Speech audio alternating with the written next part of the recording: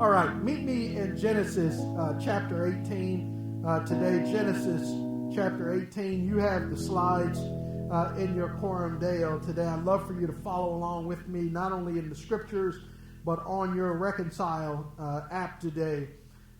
We've got some important topics to discuss today as we talk about the interplay between divine justice and mercy on today. And I love where we are in this Abraham saga as it takes us on this roller coaster ride. And I love seeing how chapter 18 and 19 are a whirlwind in Abraham's life. It's 24 hours, and it starts out with this afternoon meal, and it transitions overnight into chapter 19. And it is one of the fastest whirlwinds here in Abraham's life.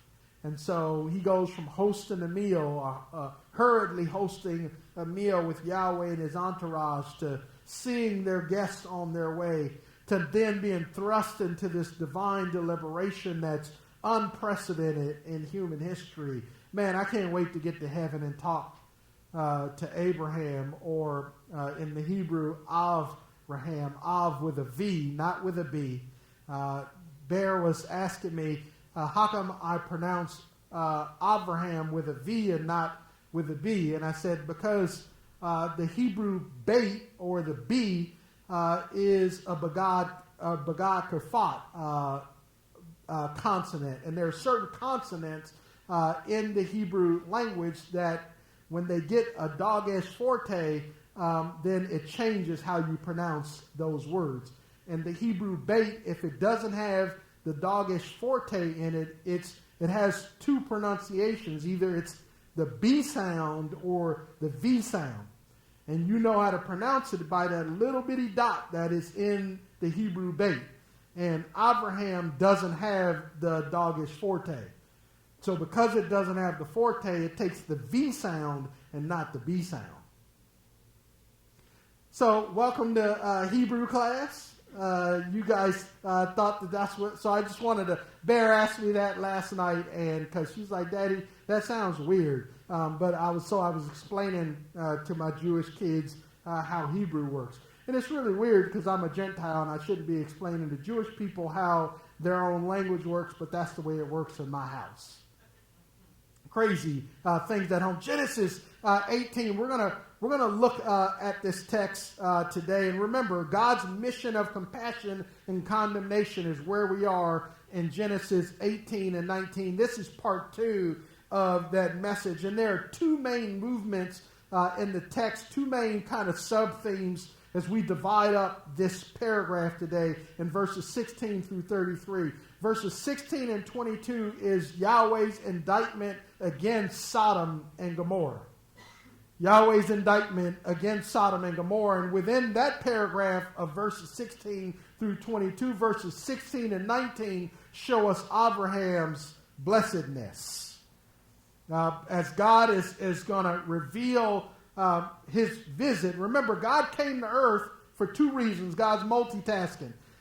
The first was an announcement, right? God came on a mission of compassion to make an announcement to Sarah that in a year's time, she's going to give birth to the son of promise.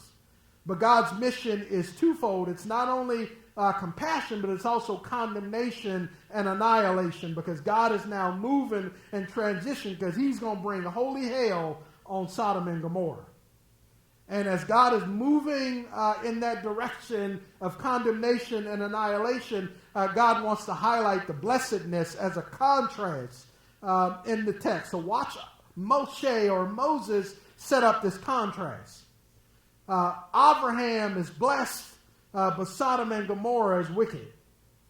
And that's what Moshe, the author, is setting up for us, this biblical contrast between the patriarch and these evil and wicked cities, twin cities known as Sodom and Gomorrah. You guys trekking with me? Let's look at Abraham's blessedness, because there's something profound in 19 that we will spend some time on, and that is God's divine justice and mercy. But to set this up, here's the context. Verse 16 says, then the men got up from there. The men is Yahweh and his two angels who are his entourage. They got up from the luxurious meal that Abraham had prepared for them, and they looked over Sodom. And Abraham was walking with them to see them off. So he's still hosting the guests, because when the guests are leaving your house, what do you always do? You walk them to the door. Or maybe you walk them to their car, because that's what good hosts do. Right? And so Abraham is showing good ancient Near Eastern hospitality. Look at verse 17. It says, now watch this. This is an unprecedented divine deliberation.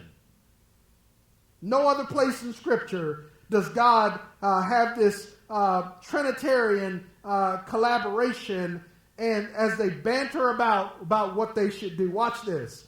Verse 17 says, then Yahweh said, should I hide what I'm about to do from Abraham? Abraham is to become a great and powerful nation, and all of the earth will be blessed through him. For I have chosen him so that he will command his children and his house after him to keep the way, the derek, spelled just like your name, D. The way is Derek in the Hebrew. D-E-R-E-K. Just like how you spell your name. The way of Yahweh by doing what is right and just. This is how Yahweh will fulfill to Abraham what he promised. Here is Abraham's blessedness. God is having this Trinitarian conversation saying, should I hide from Abraham what I'm about to do? I wonder why God pauses about whether Abraham is trustworthy to share with him what God's about to do in Sodom and Gomorrah. I wonder why God pauses. Could it be that Abraham had demonstrated in the past that he's short-sighted? That he's prone to fear and fallacy and vulnerable to desperate diversions? I wonder what made God apprehensive about sharing his divine plans regarding Sodom and Gomorrah. Now God chooses, in verse 17, he has the deliberation, and here God decides, hey, Abraham is trustworthy. If he's going to keep the derek, if he's going to keep the way of the Lord, he needs to understand how I think and how I work. Because if he understands who I am and how I do things, and he's going to continue what I do, and not only what I do, but how I do it and why I do it, I need to bring him in behind the curtain so that he sees how I think and how I process things.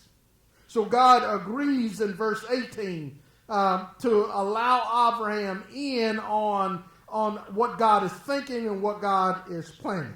After all, he's going to become a great and a powerful nation, and all the earth will be blessed through him. And so he needs to know this information. Now, let's camp out at verse 19. I don't ever want you to forget Genesis 18 and 19. Because here again, we're confronted with divine election. Look at the first statement in verse 19. God says, for I have chosen him. Notice that Abraham didn't choose God. He wasn't smart enough to walk with God. God chose him, not the other way around. God says in the Hebrew that I yada him. You know, yada, yada, yada, I know for all you Seinfeld fans. But this is a statement of intimacy and familiarity that God says, I have chosen him, I have known him so that he will command his children. Commanding his children is in the PL. This is an intensive, forceful action. We don't suggest to our kids that they walk with God, that they follow the way of the Lord. We are intense about it. Deuteronomy chapter 6 talks about when you go to sleep at night, when you wake up in the morning, when you eating breakfast, lunch, and dinner, we are talking about the Lord. We have him at the forefront of our minds. That's the intensive indoctrination of our kids that the Bible lifts up as how we are to parent. But he's supposed to command his children and his house after him to keep the way of Yahweh. What is the way of Yahweh?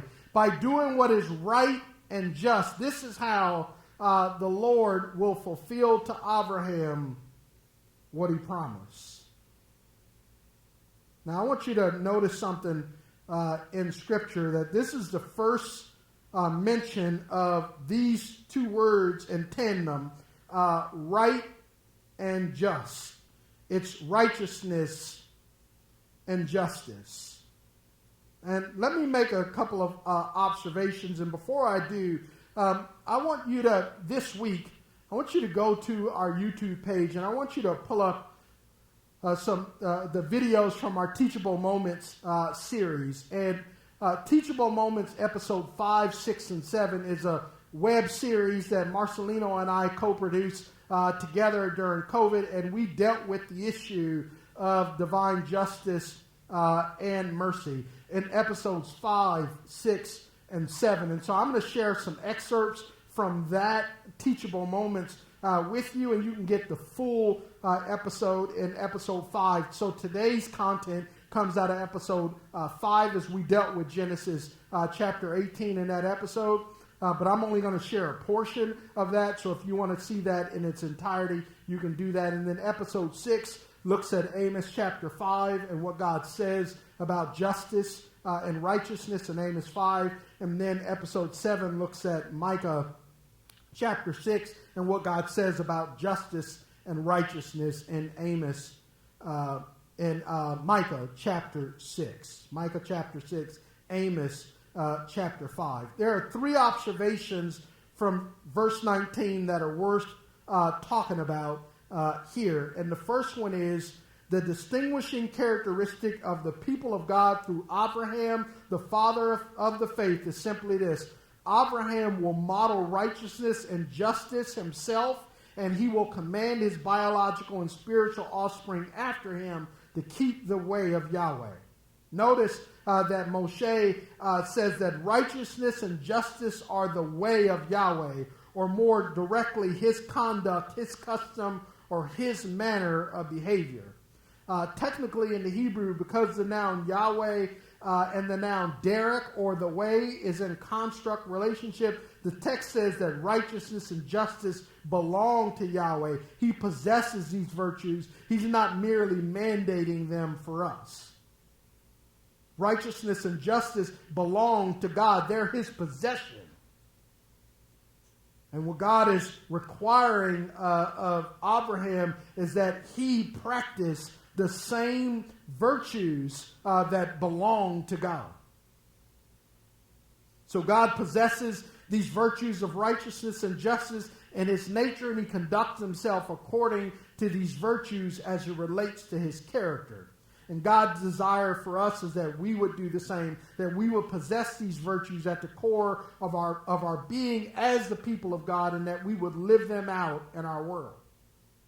God says that Abraham's faithfulness in living out righteousness and justice are central to fulfilling the promises God made in Genesis chapter 12, promises of land, seed, and blessing.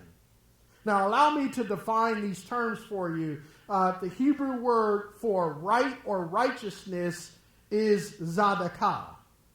Can you guys say that with me? Zadakah. That's the word for right or righteousness. And zadakah is a condition of a person who loves God with all of his heart, soul, and strength, and loves his neighbor as himself. It's a moral, ethical, or spiritual righteousness that is covenantal in nature. Zadakah is a condition, it is a status, it is a position that one, it's a noun, like you can be declared righteousness. Just like in Genesis chapter 15, where the text says that Abram believed God and it was credited to him for righteousness. It is a condition, it is a status, it is a position, but it's predicated upon your morals and your ethics and how you treat one another.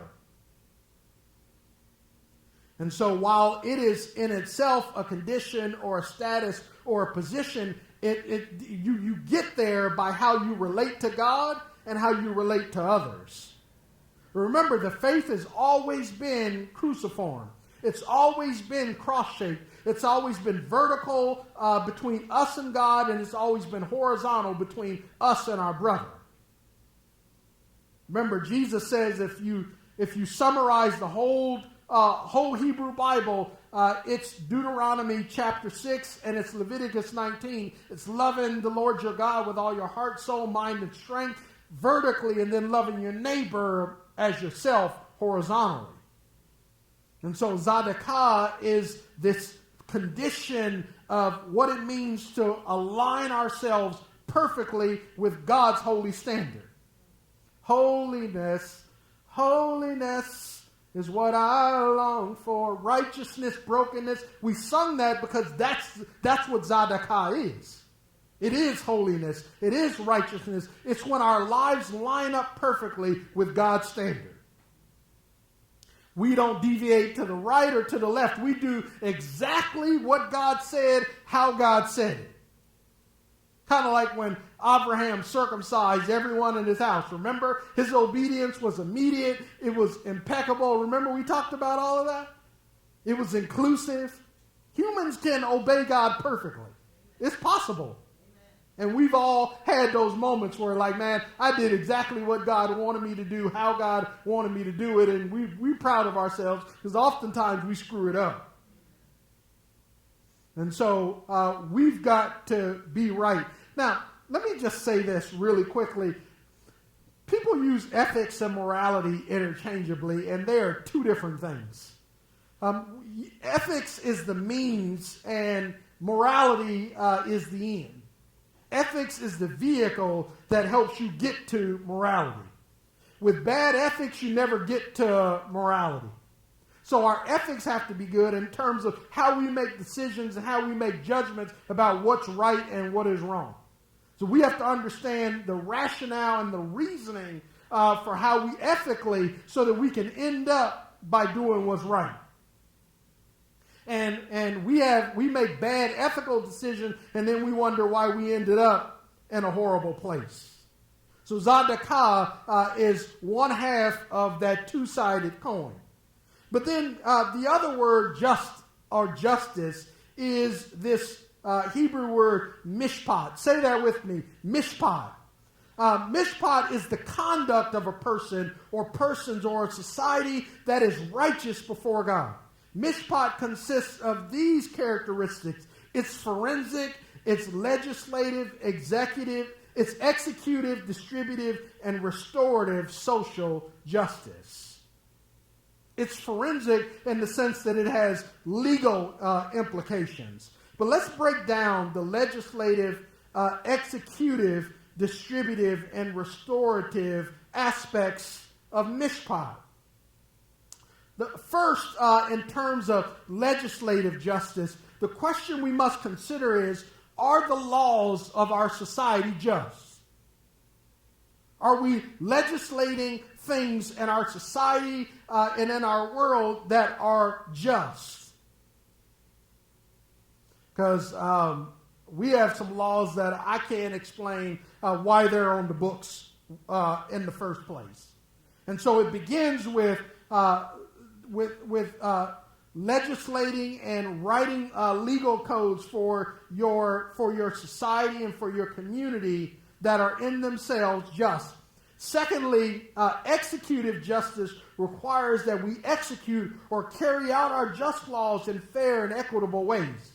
It's possible to have just laws, but to unjustly enforce those laws. So the legislative and executive aspects of mishpat must work together. And that's pretty understandable, right? Like, you can have a just law on the books, but you can execute that just law in an unequitable or unjust way. Where some people get certain sentences and others get different kinds of sentences. Just law, but not carried out. Or if you're speeding, the officer can decide to give you a ticket or not give you a ticket. When in reality, they shouldn't be making arbitrary decisions about who gets a ticket. The law says if you're over the limit and you driving faster than the limit, you should get the ticket. But we have not only legislative problems in our country, but we have executive problems in our country, that those just laws, the ones that are just, aren't executed and carried out in a just and equitable way. Third, there's distributive justice. This aspect of Mishpat focuses on social equity. More clearly, are we sharing wealth and prosperity in order to provide a social safety net for the marginalized and disenfranchised, like widows, elderly, orphans, the disabled, immigrants, and the poor? Are we distributing prosperity and wealth so that everybody has a seat at the table? Or are we a society of the haves and the have-nots? In God's economy and in God's kingdom, there are no haves and the have-nots, because they were required to distribute wealth and prosperity so that everybody could flourish and everybody could thrive. Here are some illustrations of the difference, and you guys may have seen these if you've been through a diversity, equity, and inclusion training at work. This is stuff that I was doing for a year. When we talk about the difference between equality and equity, I want you to notice on equality, everybody has a crate. But notice that the little fella in the purple shirt on the left, he can't see the game because he's too short. Equity asked the gentleman in the blue shirt, who doesn't need his crate to see the game, to give his crate to the little fella so he can stand on his own 2 feet with dignity and with pride and see the game. This is what God mandated. This is what Mishpat does.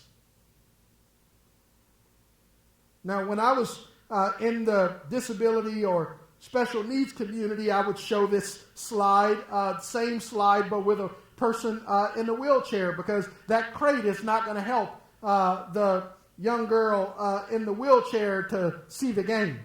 We need to make sure that she's got a ramp so that she can ride, so that she can wheel up the ramp and see the game on her own. Again, part of human dignity is allowing people to stand on their own 2 feet and be able to chart their own course and make a way in the world on their own. So it's giving people hand up so that we can stand up on our own. That sanctity and that dignity is important. And this is what Mishpat is. Lastly, let's talk about restorative justice. The fourth one is restorative justice. This form of justice seeks the well-being of the one who has been disenfranchised through no fault or of their own or even by choice. Restorative justice, as best exemplified in Israel's Jubilee tradition, where slaves were emancipated, debts were remitted, and property that had changed hands as collateral for a loan or as payment for a debt was returned to the original owner. Israel practiced restorative justice. So if you became a slave to someone because you owed them a debt you couldn't pay, and you said, I'll work off my debt, your slavery in the 7th year was remitted. Even if you still had a debt to pay, if there was still money left that you owed, that slavery ended. If you had sold property in the Jubilee year, it was given back to you. Even if you sold it and cashed it, it was returned to the original owner. Again, God institutes mishpat so that everybody has a seat at the table and everybody has an opportunity to thrive. I know a lot of Christians, especially brothers and sisters on the right, say, who are hyper capitalistic, think that, that sounds like socialism and communism. It's neither of those is Bible. And so they bristle at restorative justice, because when we start talking about restorative justice, black folks deserve reparations. If we really want to talk Bible. But see, them Christians on the right, they don't want to have Bible conversations. They just want to hijack Christianity, but they really don't want to have kingdom conversations about what's in this book. And then the folks on the left are all hyper fixated on justice, and they don't want to preach the gospels and make disciples. Everybody got a problem. And Jesus is asking us to be somewhere in the middle.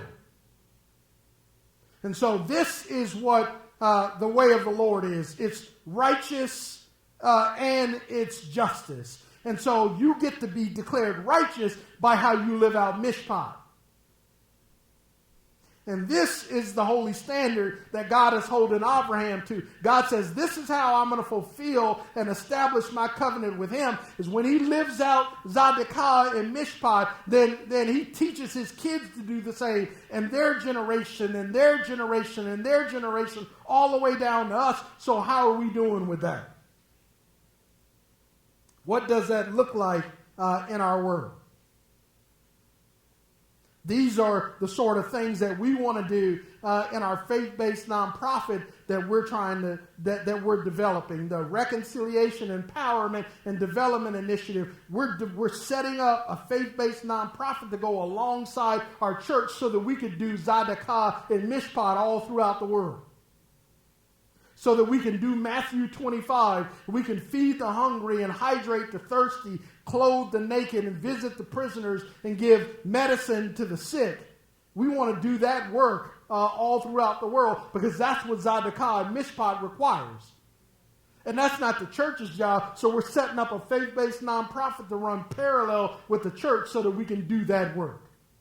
And get public and private money to travel around the world doing Matthew 25, because that's what Zadokah and Mishpat requires.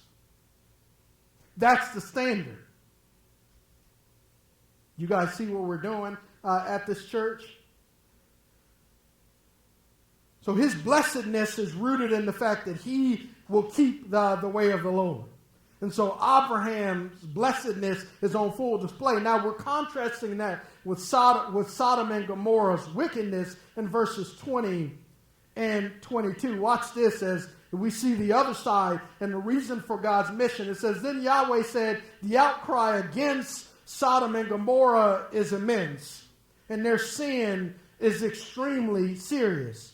Now watch this. This is strange, but it takes us back to Genesis chapter 11. God says, so I will go down and see if what they've done justifies the cry that has come up to me. If not, I will find out. The men turned from there and went toward Sodom while Abraham remained standing before the Lord.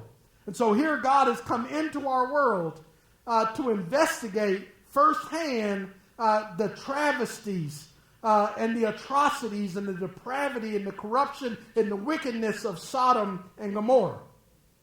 Now, why does God, who's omniscient, all-knowing, God who's omnipresent, he's everywhere, why does God really need to come into our world to see iniquity up close and personal? Remember, he did that in Genesis 11 when they were building the Tower of Babel. Remember, the Trinity came down to take a look at what the humans were doing. Why does God come in our world to want to see our sin and corruption? Why does he need to do that? It can't be for God's benefit, because God doesn't know. God doesn't find out any more than what he knew, what he could find out in heaven. I believe God comes in our world to get an up close and personal look at our iniquity and us at our worst for our benefit, so we know that God sees. That God is not just in heaven watching our sin. Sometimes God comes in our world and says, y'all just elected who to be president? Y'all did what? Y'all did, say that again? I got to see this for myself, because this couldn't have happened. I saw the headline, but I couldn't believe I had to come see the return. They really did what?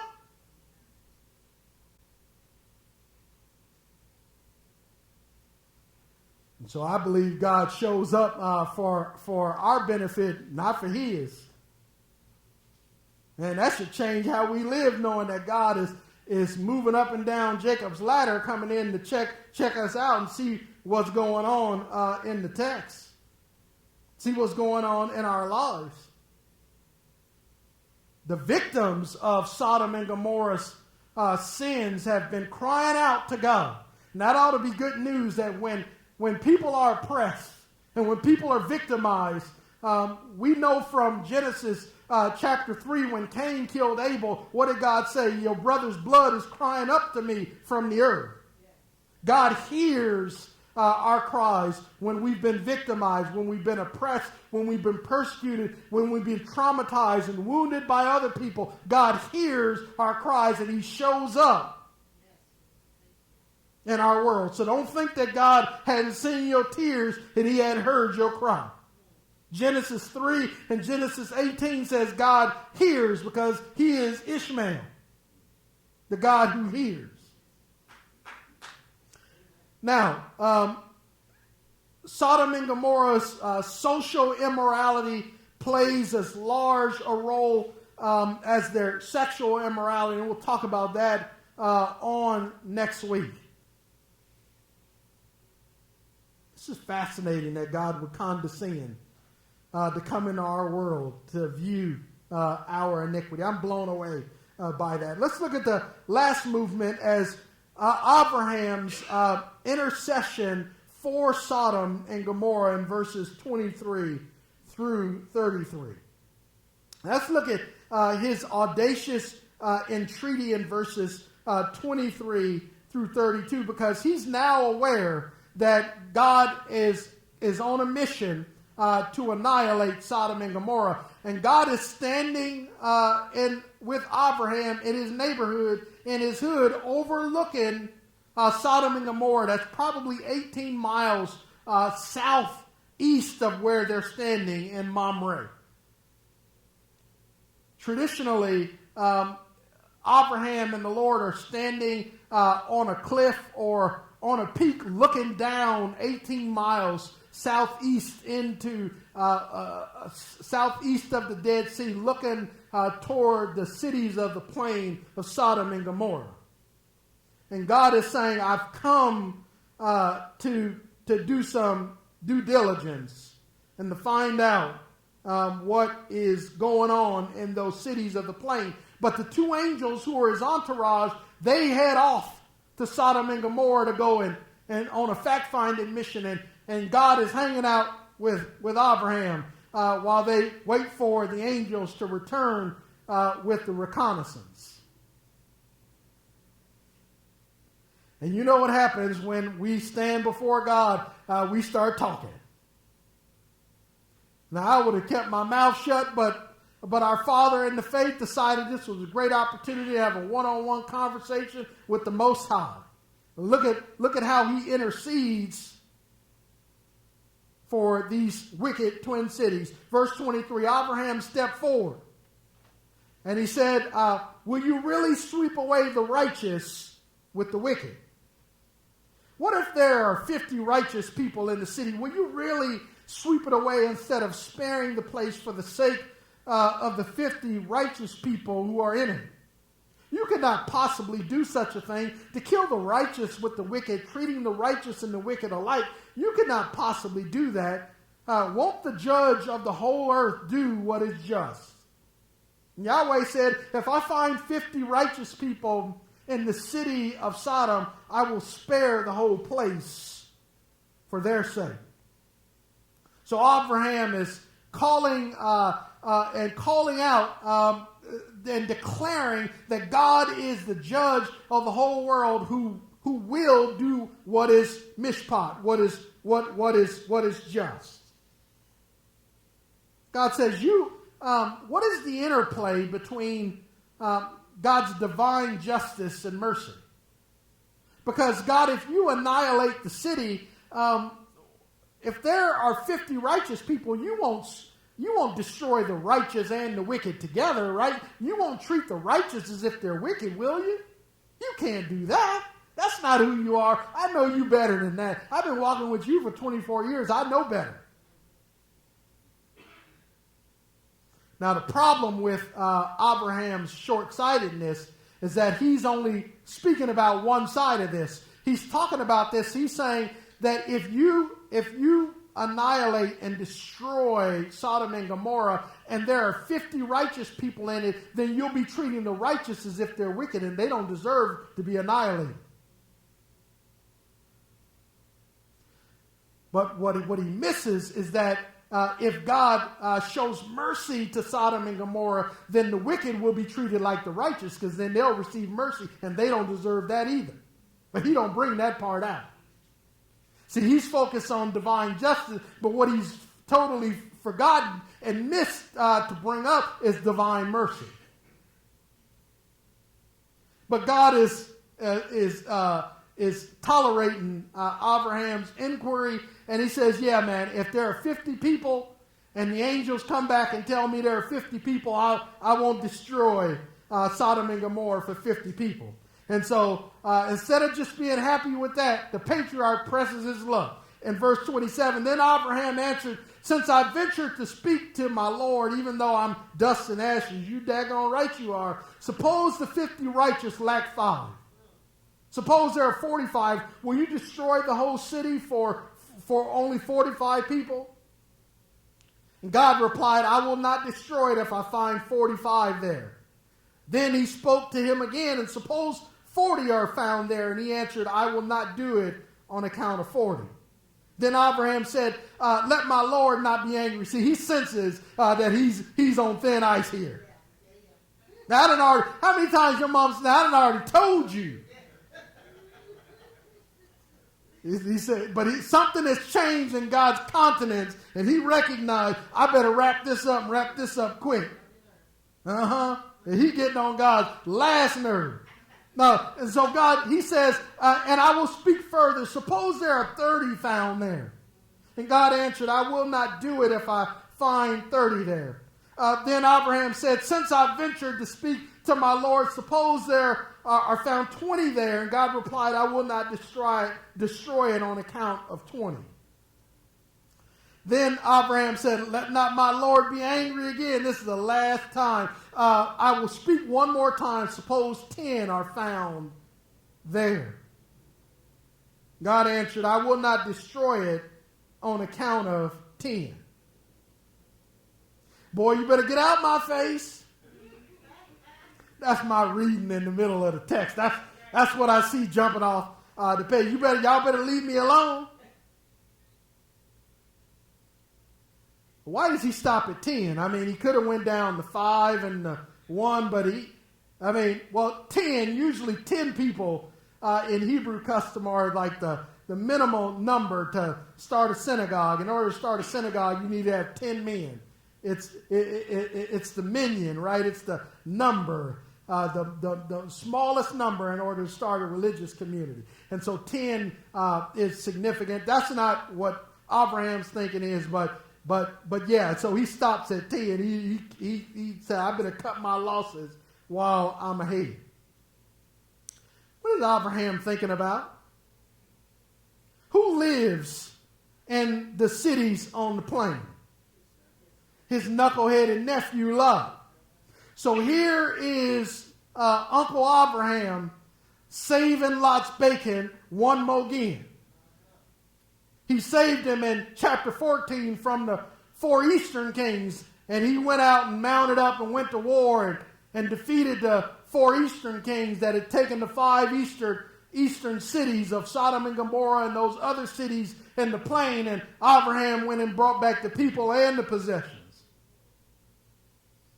And so now Lot is the righteous that Abraham is referring to, even though he doesn't call his nephew by name. You know that that's who he's thinking about.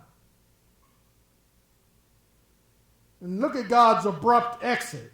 He ain't happy with Abraham. Look at this. Look at verse 33. And when the Lord finished speaking with Abraham, he departed, and Abraham returned to his place. God didn't say, bye, see you later, nothing. He just went back to heaven. Yeah, he didn't wore me out. And so God returns to his place, and the angels are on mission in Sodom and Gomorrah, and we'll pick that up next week. But here's what we need to be thinking about and processing, and here's something good for you to be thinking about. So I'm glad you have these slides with you in the app. What is the interplay between the justice and the mercy of God? Will the righteous and the wicked be treated indiscriminately? Can a righteous minority restrain the justice of God aimed at the wicked majority? Conversely, can a wicked minority suppress the mercy of God targeted for a righteous majority? We need to wrestle with that and talk about that on Tuesday in Life Group. But here's the thing. What God is doing in Genesis chapter 18 and 19 is not what he does in other places. Because when God sends destruction on Israel and Judah, the righteous are swept away with the wicked. How do we know? Because Daniel and his 3 friends were swept away with the wicked. Jeremiah was swept away with the wicked. Ezekiel was swept away with the wicked. So what God is doing in Genesis 18 and 19 is not a universal principle. So don't walk away from here thinking, oh, that's how God operates, because it's not how he operates in every situation. This is unique to Sodom and Gomorrah and to this particular moment in history. So I wanted to make that caveat. As you process this, just realize that God does other things and uses other rationale and other ethics differently in other spaces and places. All right, here's my 3 quorum dales, and I'd love to hear yours on Tuesday. It's the best part of my week to see how God is informing your head and your heart and your hands so that I can ponder that and learn from what God is saying to you and through you. Number 1, God, the judge of all the world, will always do what is right and just because Zadokah and righteousness belong to him. They're his. And he is holding us accountable to live those out, coram Deo. Which leads us to the second point. If we're going to model the way of Jesus for a watching world like Abraham and the people of God after him, Zadokah and Mishpat must lead the way. We want to be characterized by these characteristics that define God. Number 3, since we are now and always have been the moral minority amongst an immoral majority in the world, it is our solemn charge to ensure that the entire world is blessed through us. The way in which the world is blessed through us is we live out Zadokah and Mishpat in our world.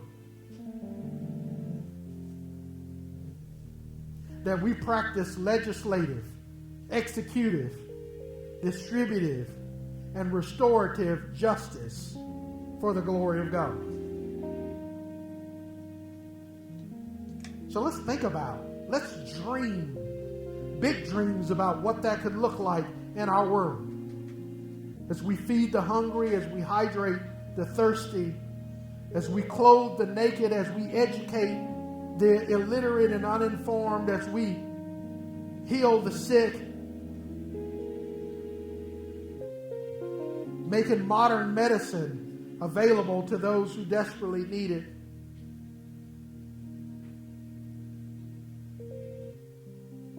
As we visit the prisoners and show them how to rehabilitate their lives. We want to be characterized by Zadokah and Mishpat. God, we thank you for your word today. Thank you for Genesis 18 and 19. Thank you that you chose us in order that we might carry forward the way of Yahweh, that we would command them to our children and to their children after them through endless generations to follow the way of Yahweh, which is doing Zadokah and Mishpat in every space and place where you've called us. So God, help us to actualize that in our world. Give us a dream and a vision, all of us collectively seated at the table saying, this is what Zadokah and Mishpat could look like in this area. Here's what I'd love to see us do in that place. Here's where we could show up and God's kingdom might come and his will might be done and Mishpat may be realized over there. So God, bring us to the table. And we park our feet under that table and we collaborate together about how your kingdom comes and how your will is done. So God, take our life. We give it to you. Holiness, righteousness, and brokenness is what we long for. It's what we need. So Father, take our life and mold it. Take our minds and transform it. Take our will and conform it to yours so that Zadokah and Mishpat become second nature to us. So our life is yours. So would you have your way in Jesus' name?